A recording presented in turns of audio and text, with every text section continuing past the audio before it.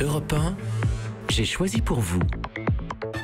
J'ai choisi un documentaire qui sortira en 2018. Derrière la caméra, il y a Johan Lemaire. Son nom ne vous dit peut-être rien et pourtant ce footballeur est le seul sur un terrain en France à avoir fait son coming out. C'était en 2010 et l'Ardennais, licencié à l'époque au club amateur du FC Chooz, révèle son homosexualité. Sa vie devient très vite un enfer sur le terrain. PD, tapette, tarlouse, voilà ce qu'il entend. Pareil dans les vestiaires jusqu'au cou. Puis le club le vire, expliquant que c'est mieux pour sa sécurité. Aujourd'hui, c'est ce tabou dans le milieu du ballon rond que Lemaire veut briser. Dans Footballeur et Homo, l'un n'empêche pas l'autre.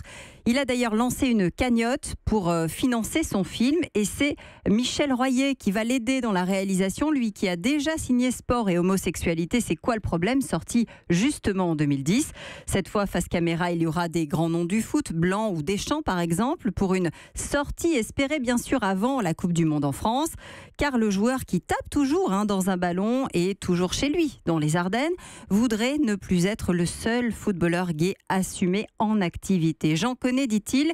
Et Guy Roux, qu'il a interrogé dans son documentaire, confirme il y en avait déjà dans les années 70. J'en connaissais.